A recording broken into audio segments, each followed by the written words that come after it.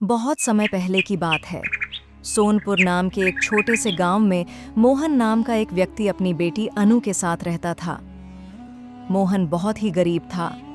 वह गांव में चप्पल और जूते सिलने का काम करता था और जैसे तैसे अपनी जिंदगी चला रहा था। एक दिन अचानक तेज बारिश होने लगी। काम से लौटते समय रास्ते में कीचड़ के कारण मोहन का पैर फिसल गया और वह जोर से जमीन पर गिर पड़ा। गिरने की वजह से उसका एक पैर बुरी तरह टूट गया।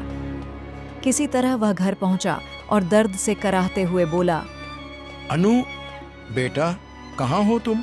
मेरी मदद करो। अपने पिता की आवाज सुनते ही अनु दौड़ कर आई। पिता की हालत देखकर उसकी आंखों से आंसू बहने लगे। बाबा, आपको इतनी बड़ी चोट कैसे लग गई? मोहन उसे रास्ते की सारी बात बता देता है। यह सुनकर अनु चिंतित हो जाती है और सोचती है, अब घर कैसे चलेगा? घर में राशन भी बहुत कम है। बारिश की वजह से कोई काम भी नहीं मिलेगा। उनके घर से थोड़ी दूरी पर गांव के सरपंच हरिदत्त का बड़ा सा मकान था। हरिदत्त बहुत अमीर आदमी था और उसका एक बेटा था, करण। करण बहुत अहंकारी और घमंडी स्वभाव का था। कुछ दिन पहले अनु ने अपने पिता को सरपंच से कहते सुना था कि उन्हें घर में काम करने वाली लड़की की जरूरत है। हिम्मत करके अनु सरपंच के घर जाती है और कहती है, काका, आपने कहा था ना कि आपको घर में काम वाली चाहिए।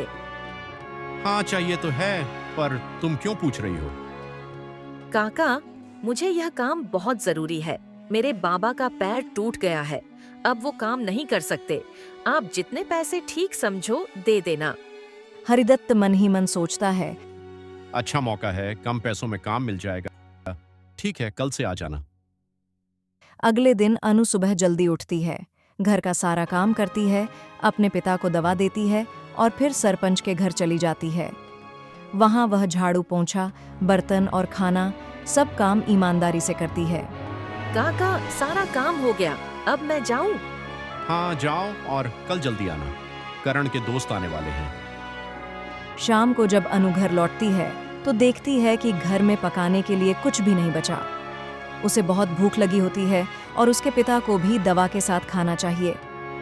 तभी उसकी नज़र रोटी के डिब्बे पर पड़ती है। उसमें सिर्फ 2 सूखी रोटियां होती हैं। अनु वो दोनों रोटियां अपने पिता को दे देती है। बेटी, तूने कुछ खाया? हाँ बाबा, मैंने वहाँ खा लिया था। और खुद सिर्फ पानी पीकर सो जाती है। अगले दिन सरपंच के घर बहुत सारे पकवान बनते हैं। करण और उसके दोस्त आते हैं, हंसी मजाक करते हैं और खूब खाना खाते हैं। खाने के बाद प्लेटों में बहुत सारा खाना बच जाता है। अनु, ये बचा हुआ खाना कुत्ते को डाल देना। साहब, इतना खाना बर्बाद मत किया करो। खाना बहुत कीमती होता है। यह सुनकर करण गुस्से से लाल हो जाता है। मेरे घर में मुझे मत सिखा, ये सब मेरा है। अनु चुप हो जाती है और डरते हुए कहती है, काका, अगर ये खाना फेंकना ही है तो क्या मैं इसे ले जाऊं? ले जा, रोज ही कूड़े में जाता है। कुछ दिन बाद जब अनु अपनी मजदूरी मांगती है तो करण झूठा इल्जाम लगा देता है। ये तो रोज यहाँ से खाना ले जाती है। पैसे किस बात के? सरपंच बिना सुने उसे काम से निकाल देता है। अनु रोती हुई सड़क किनारे बैठ जाती है। तभी वहां से उसकी शिक्षिका सुमित्रा देवी गुजरती हैं। वह अनु की हालत देखकर पूछती हैं और पूरी कहानी सुनती है। बेटी, तुम मेरे घर काम कर लेना, मैं तुम्हें सरकारी स्कूल में पढ़ाऊंगी। कुछ समय बाद सरपंच हरिदत्त भ्रष्टाचार में पकड़ा जाता है। पुलिस उसकी सारी संपत्ति जब्त कर लेती है। करण सड़क पर भूखा भटकने लगता है। कोई उसे खाना नहीं देता। उसी रास्ते से गुजर रही अनु उसे देख लेती है। वह बिना बदला लिए करण को अपने घर ले जाती है और जो सूखा सा खाना होता है उसे दे देती है। मैंने तुम्हारे साथ बहुत बुरा किया, मुझे माफ कर दो। मैंने इसलिए खाना दिया क्योंकि मैं जानती हूँ भूख क्या होती है। अमीर हो या गरीब, भूख सबको एक जैसी लगती है। उस दिन के बाद करण बदल जाता है और अनु को अपनी बहन मान लेता है और इस तरह सब लोग सीख लेकर नई जिंदगी शुरू करते हैं।